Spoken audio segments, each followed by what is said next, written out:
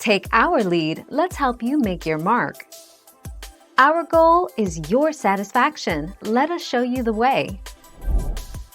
First of all, a landlord cannot make any deductions from a security deposit for damages resulting from normal wear and tear of the premises.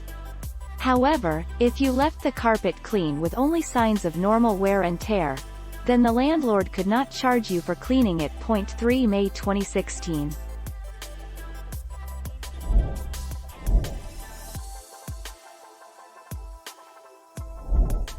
Take our lead.